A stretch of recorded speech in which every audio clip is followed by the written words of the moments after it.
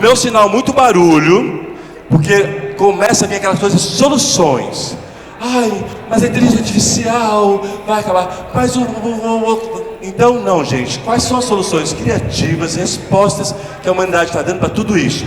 Que aqui no Social Good é assim. Você sai respirando assim, achando que é tudo sim, sim, sim. Tá bom? Para a gente se levar para casa. Então, deixa eu pegar meu óculos, que eu não quero errar o nome, não é nada bonitinho. Ele atravessou fronteiras, ele pegou filhos no avião, pegou atrás de aeromoça, pegaram ele de Uber, trouxeram de helicóptero para aqui no Social Good do Brasil, e ele vai falar para a gente sobre a Chama Adeb. Põe a Chama Adeb aqui, pessoal, ver que tá bonita, na tela. Eu queria ter outro desenho, mas ele é bonito, né? Então, ó, Chama Adeb, a primeira inteligência artificial brasileira antirracista. Calma, que eu vou prestar direito. Agora só falei da Deb. Ele é o Tom Mendes, diretor institucional do IDBR, filho da Dona Maria, presta atenção, eu gosto disso. Para. E agora a gente vai arrasar porque ele é preto, então vou ter que falar mesmo, tu segura. Ele é pós-graduado pela USP. Já passou da graduação. E pela Fundação Dom Cabral. Ele é administrador da PUC-Rio. Ele é criador do Oráculo. Você não sabe o que é Oráculo? Está aplaudindo o quê? Mas ele vai falar. Ele é um efeito de talks em inglês. Talks focadas em pessoas negras e indígenas. E ele arrasa muito com vocês. Tom Mendes, o bonitão, o que arrasa, o que chega no horário, o que não deixa pagar mico. Tom Mendes.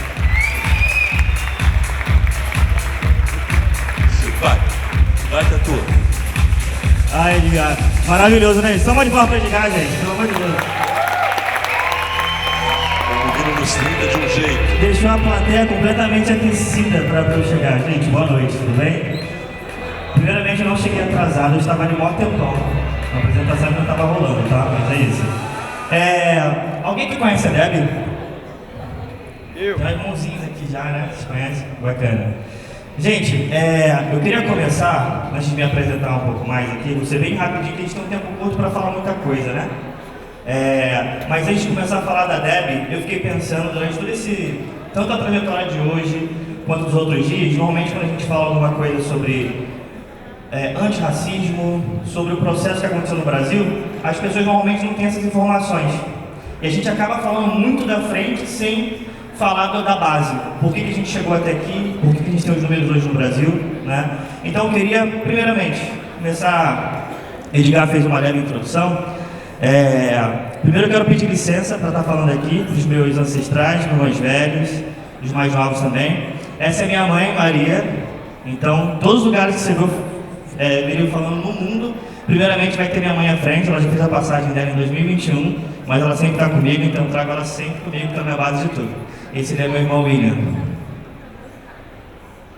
Eu digo que eu sou filho de Maria, Ceariba, então eu sou filho de cearense, bem paraibano, que é importante situar. Sou carioca, de Jacari, na zona norte do Rio de Janeiro, não moro mais lá, mas também a minha base vem de lá e eu me considero uma pessoa muito curiosa. Vocês vão entender o porquê.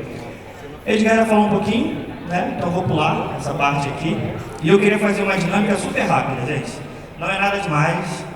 Não é uma coisa que vocês precisem responder, é uma coisa mais para vocês.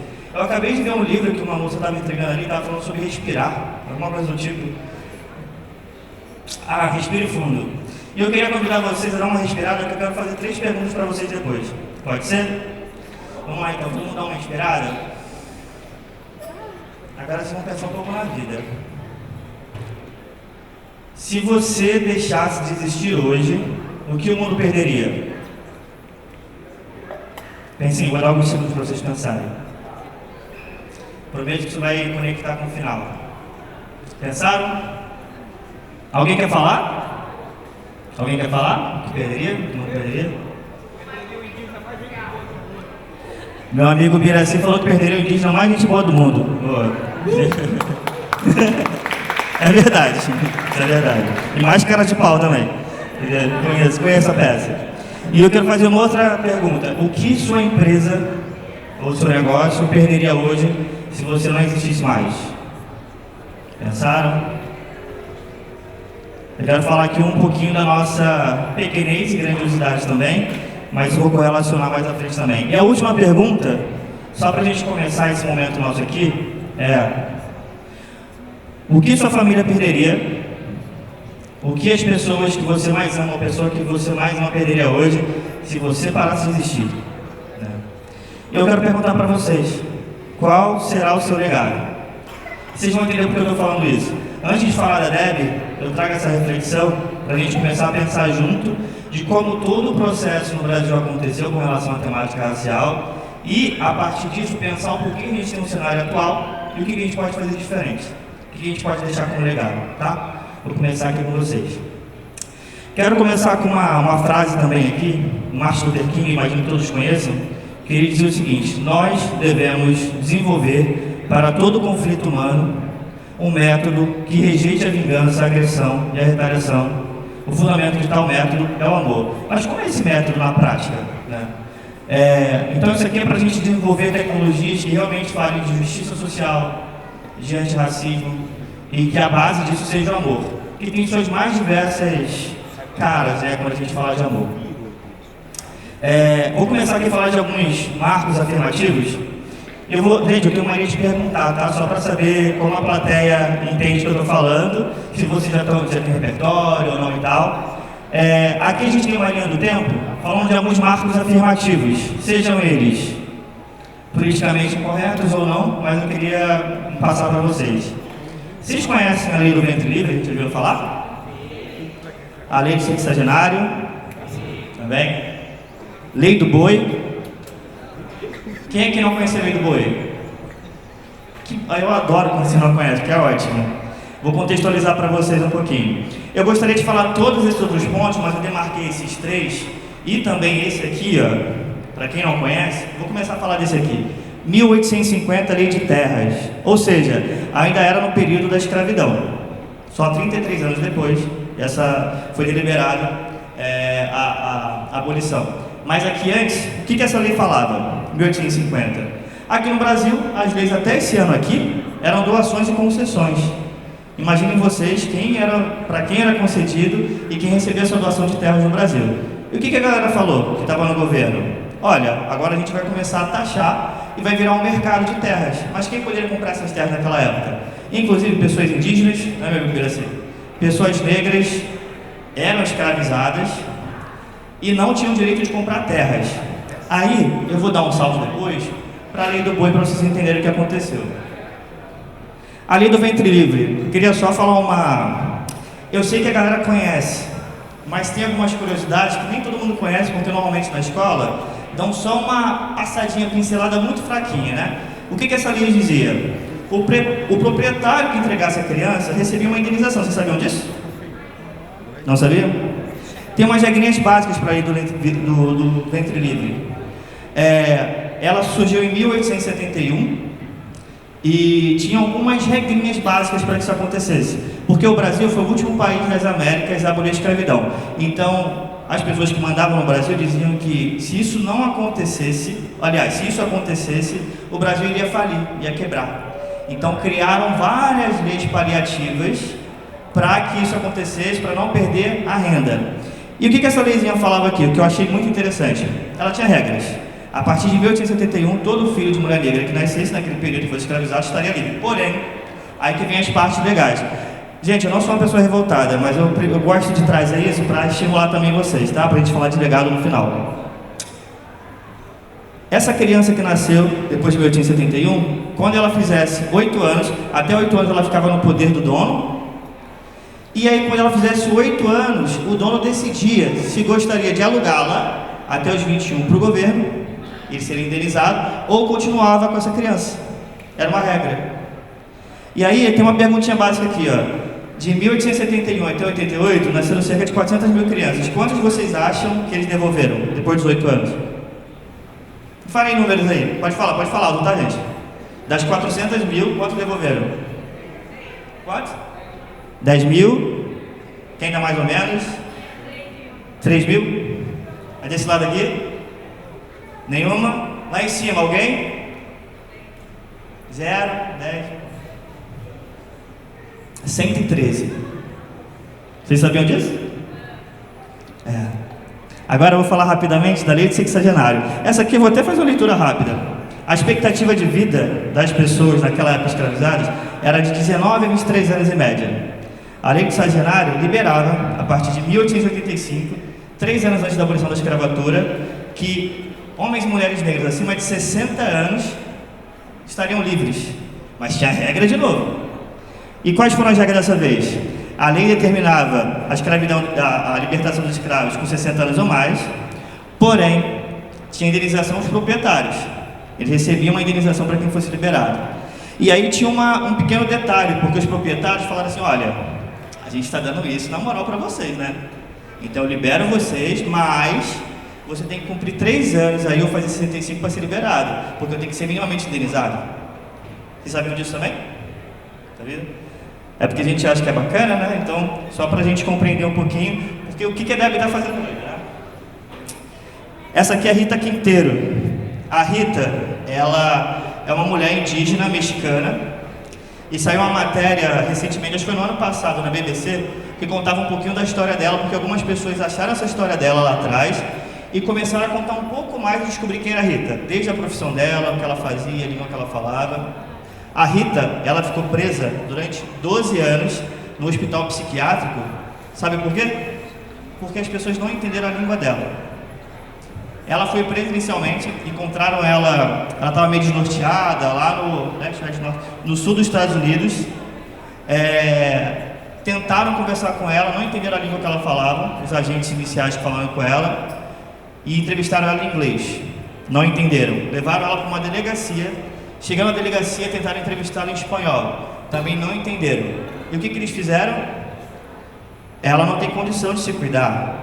Então, eles aprenderam no hospital psiquiátrico por 12 anos. 12 anos ela ficou presa nesse hospital e depois contaram a história dela.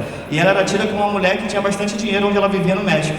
Então ela já foi pastora de ovelhas, parteira, fitoterapeuta, artesã e lavadeira. Eles aprenderam porque eles não sabiam falar a língua dela, porque existe uma língua universal, algumas, e as línguas que a gente não conhece, que a gente não tem empatia, que a gente não tem intencionalidade de entender, ou se esforça, dá esse tipo de problema. Então, essa mulher indígena ficou presa porque não reconheceram a língua que ela falava, então acharam que ela estava louca, né? E o que vem acontecendo hoje? Quando a gente fala do cenário atual, raramente pessoas negras, indígenas, por N questões que eu já trouxe para vocês aqui, estão em posições de liderança de empresas ou até mesmo falando e programando, desenvolvendo coisas por N questões. E o que isso traz para a gente? A primeira coisa que a gente tem hoje no mundo é a desigualdade de acesso à tecnologia. Então, principalmente lugares periféricos mal têm acesso ao acesso às informações. Então, falta infraestrutura adequada em regiões subdesenvolvidas. Tem muito viés na criação de IA. Eu ia trazer alguns exemplos, mas como o tempo é curto, mas vocês já imaginam, vocês sendo da tecnologia da educação, já tenham visto vários exemplos de viés que acontecem. Essa boneteira que não reconhece mão negra, reconhecimento facial que incrimina pessoas que nunca fizeram nada, entre várias outras coisas. Então a gente tem uma predominância de criadores de contextos ocidentais. Meu amigo Biraci sabe muito melhor que eu, que existe uma tendência também quando a gente vai nesses espaços mais urbanos, que as pessoas têm uma visão muito ocidentalizada e linear. Nasceu, cresceu, reproduziu, morreu. Mas existem várias outras culturas que pensam diferente, têm uma visão completamente diferente disso, mas a gente acaba seguindo uma visão muito europeia, ocidental, dentro de uma visão religiosa também, que guia tudo que a gente faz. E a intenção aqui é falar que isso não deve ser o normal, porque existe o normal e tem o que deveria ser, né? Então é só um ponto de atenção. Então a gente tem falta de diversidade nas equipes de desenvolvimento também. E a gente já viu que com a Rita Quinteira ali o que acontece quando a gente não tem empatia, não reconhece as diferenças do outro, né? Uma outra coisa são as consequências da exclusão. A gente tem a marginalização de comunidades que não se encaixam nos padrões tecnológicos, então elas mal são vistas. Decisões que são automatizadas, que perpetuam desigualdades sociais. E isso reflete diretamente na falta de soluções tecnológicas que são adaptadas a essas realidades. Eu estava numa discussão, um tempo atrás, com um grupo de médicos, e lá no Rio de Janeiro implementaram uma sistematização onde aumentavam o número de atendimentos, mas quando foram investigar, a fundo, isso não foi muito bom, porque não resolvia o problema das pessoas. Um médico que era vindo, né, da própria favela lá que fizeram essa pesquisa, ele começou a analisar mais a fundo as necessidades. O tempo de atendimento aumentou e o número de doenças e as necessidades diminuíram. Ou seja, colocaram pessoas para pensar sobre um espaço específico que não conheciam a necessidade daquele espaço. Então é só um pouco disso que eu queria trazer. E aqui, com relação à adoção de abordagens que são mais inclusive diversificadas, eu trouxe só alguns pontinhos aqui, como sugestões, tá, gente? Então, se a gente puder levar isso para frente, parece que é óbvio, mas eu sempre acredito que o óbvio precisa ser dito, né? Então, a gente está falando de inclusão de profissionais de diferentes origens, culturas, etnias e questões linguísticas também. A valorização de perspectivas diversas para a criação de soluções que são mais equitativas. A coleta de dados que inclua uma ampla variedade de contextos e culturas. Criação de bases de dados, né, que sejam diversificadas também.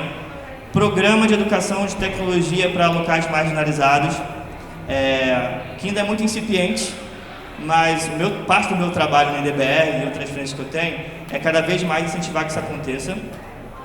E investimento em infraestrutura, né, para essas áreas que não são tão acessíveis. E aqui eu queria falar sobre intencionalidade e empatia. Se a gente não for intencional e não buscar empatia com os outros, a gente não vai conseguir ter nenhum tipo de mudança. A Deb, vou começar a falar sobre a Deb agora.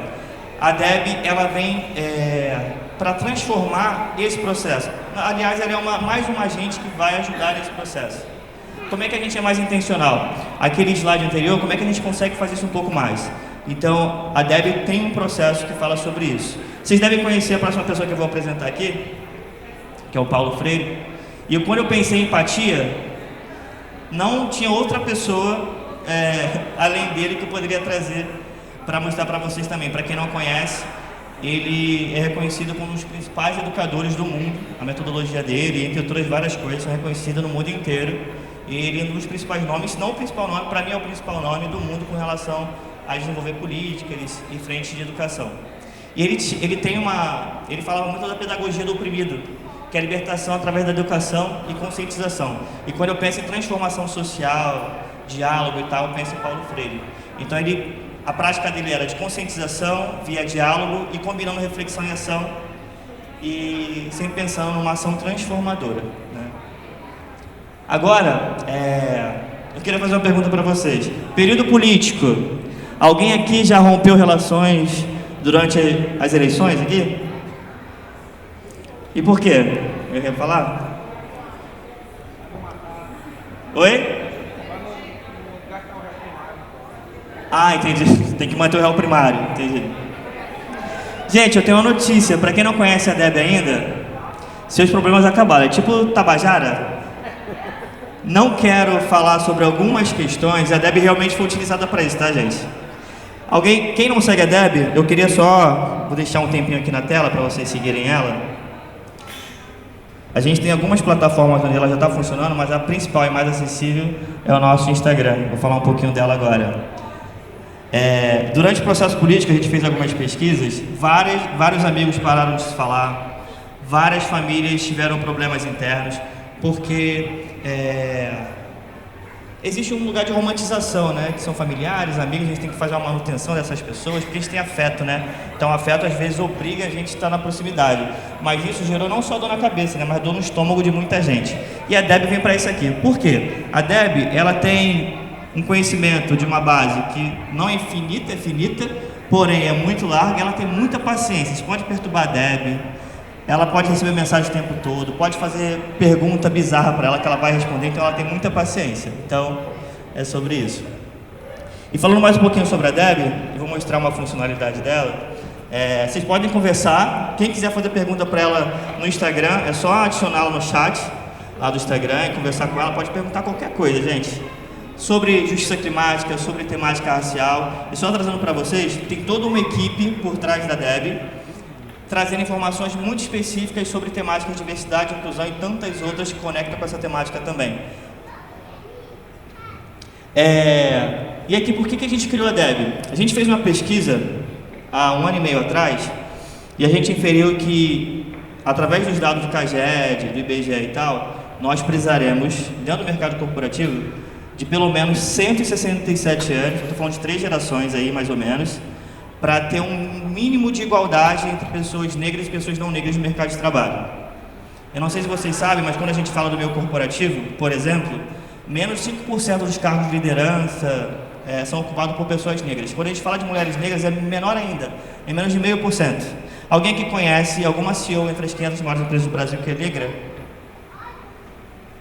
Isso é assustador. Para quem não sabe, as mulheres negras, elas representam 28% da população brasileira, ou seja, a maior população do Brasil é de mulheres negras. Elas não estão representadas em vários espaços de poder.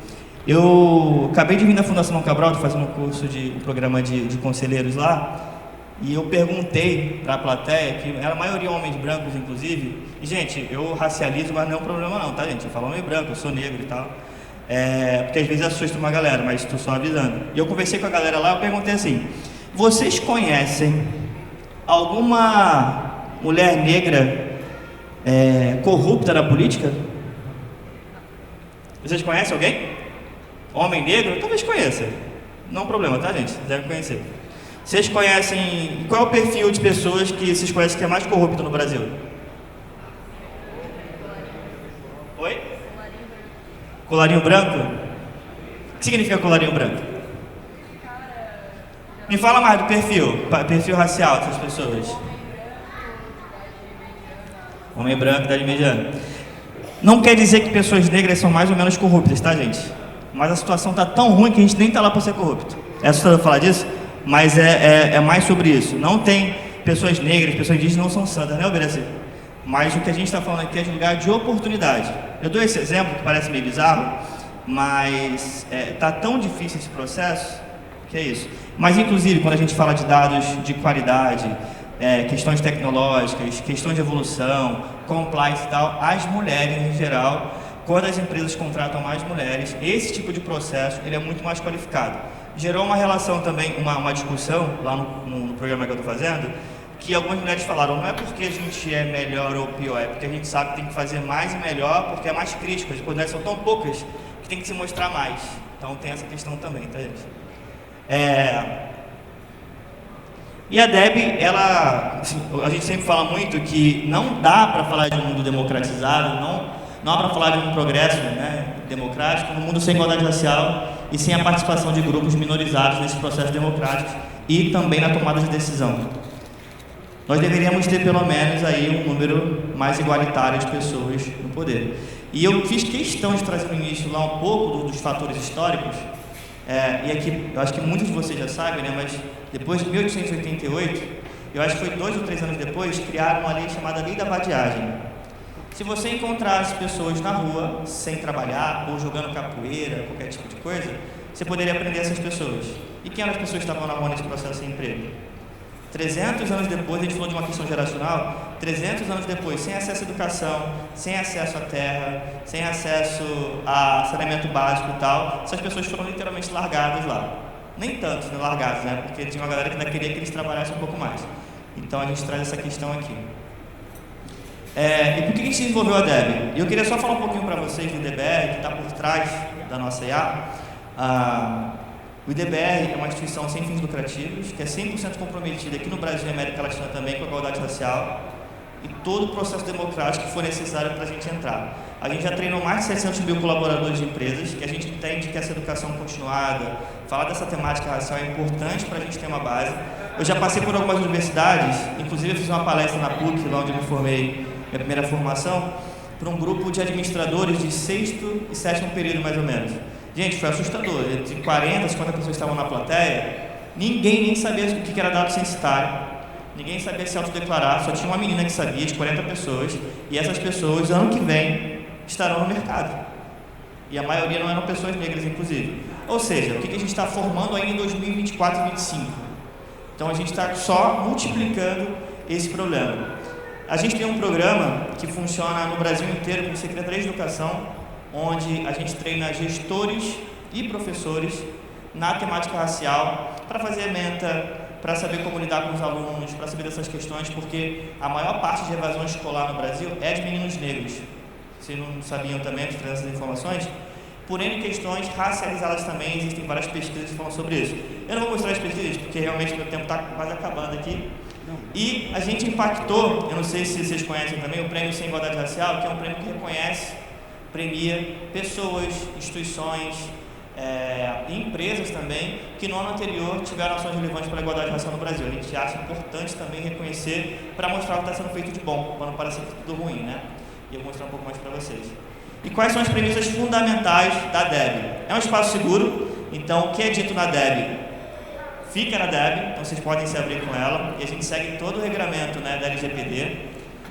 Pessoas perdem a paciência, a DEB ainda, eu falo ainda que eu não sei o que vai acontecer, a tecnologia está tão avançada, a DEB ainda não. A DEB é treinada por humanos, então ela é dialógica. Se vocês perguntarem alguma coisa para ela, vai perguntar como foi o dia de vocês, vão trocar uma ideia. Se vocês quiserem perguntar sobre criança, gente, como é que eu ensino meu filho alguma coisa, ela vai conversar de novo com vocês, vai puxar assunto. E não existe pergunta ruim. Uma vez a gente estava na FRJ, eu vou mostrar aqui só uma foto bem rápida, e alguns alunos falaram depois que tinham perguntas que eles não tinham coragem de fazer para os professores. Eles estavam indo para a IA, porque a atuação do professor tem um limiar também, né? Chega naquele ponto ali, fica uma coisa quase que dá uma dor no estômago para você ir além, independente do que o professor esteja falando. Então é um exemplo bacana que a gente tem. E a Deb está sempre aprendendo. Claro, cada vez mais ela vai ter menos alucinações, ela não tem normalmente, não que eu tenha visto, mas cada vez mais ela vai estar treinada, então quanto mais informações colocarem na Deb, mais bacana ela vai ficar também. Vou pular essa parte aqui.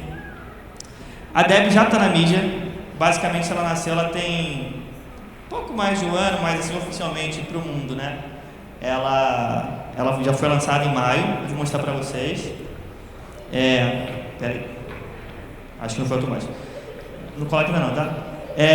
Eu queria mostrar para vocês como é que foi a estreia da Deb, como é que a gente lançou a Deb para o mundo. E ela foi lançada no Prêmio Sem Igualdade Racial, esse ano, foi para o Brasil todo, e a gente alcançou em vários programas de TV. Só no dia foram quase 14 milhões de pessoas assistindo, o pedacinho da Deb ali, que a gente foi para a TV aberta na Globo, então a gente conseguiu esse espaço que é bem bacana. E tudo que foi somado com redes sociais, a própria Rede Globo, os programas que a gente participou, somaram quase 80 milhões de pessoas assistindo um pouquinho do nosso prêmio. Vou passar para vocês aqui como é que foi esse ano e depois um videozinho de quem foi uma pessoa que testou a Deb ao vivo. É preciso reconhecer que a força do nosso povo hoje vem de quem pisou nesse chão ontem.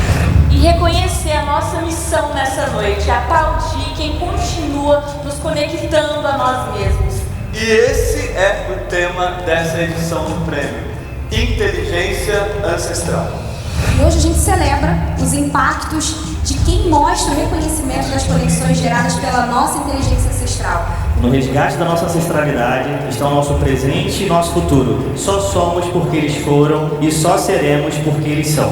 Boa noite a todos e todas e todos que estão aqui. E boa noite a quem nos acompanha pela TV.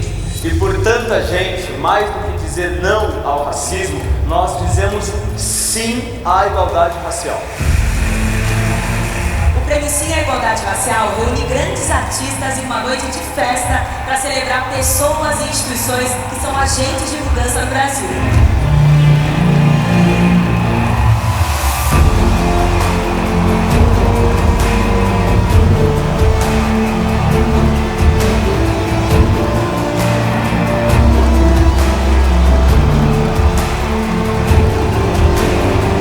Encontros como esse fazem com que a gente retome o pensamento de que todos somos iguais. Gente, a gente não quer esperar 50, 100, 150 anos para a gente ver pessoas negras e indígenas ocuparem espaços como esses. A gente quer ver oportunidades sendo criadas agora e a gente não vai dar nenhum passo atrás. A nossa inteligência ancestral, ela nos guiou nessa noite e com ela a gente vai seguir firme, forte e junto.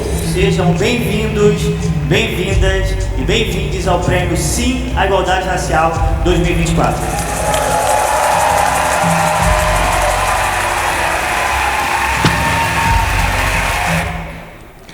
Agora, esse foi o lugar que ela estreou e agora eu vou mostrar como é que foi a participação efetiva dela. Eu convidei a Xuxa que super se disponibilizou, porque ela teve várias questões, e aí eu acho que é um ponto importante. Como é que a gente leva a educação, inclusive mostrando pessoas que tiveram no passado ou no presente questões com relação à temática racial e entre outras várias coisas, e como elas estão aprendendo com a Deb. A gente fez um teste ao vivo aqui.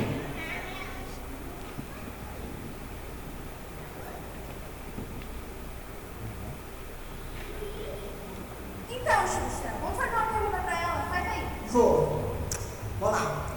Deb, é o seguinte, desde pequena, aliás, todo mundo sabe disso, eu digo que eu acho tão bonita a beleza negra e que gostaria de ter nascido uma mulher negra. Até em entrevistas eu já falei isso várias vezes, já, né? Vocês sabem disso, né, gente? Mas eu sou hiper julgada, mal julgada por essa fala. E eu queria saber da Deb, o que você acha, Deb? Eu, como uma pessoa branca, eu posso dizer que eu gostaria de ter nascido negra? Pega leve, Deb. É a voz do Ícaro, tá, gente? Olha, Xuxa, é bonito você dizer que admira a beleza negra, mas a estética é apenas uma das 1000 características inerentes a uma mulher preta ou parda. Xuxa, não é que você não pode, mas talvez não deva falar isso sem uma ressalva sobre todo o contexto de uma vivência feminina negra. Há uma série de opressões, obstáculos e situações discriminatórias que uma mulher negra pode passar que tornam a existência dela muito mais difícil. Sua fala só enxerga uma bela superfície. Puxa vida. Obrigada, Deb. Boa, Deb, arrasou. Foi bem isso. Engraçado que o Ícaro falou assim, eu me inspirei na Paula Brat para essa voz da Deb. A voz da Deb não é essa, tá, gente? Não é essa. A gente está abrindo inscrições aí para a voz da Deb. E só nessa chamada que nós tivemos um número de 500% a mais seguidores em 24 horas e mais 8.000 mensagens foram trocadas com a Deb.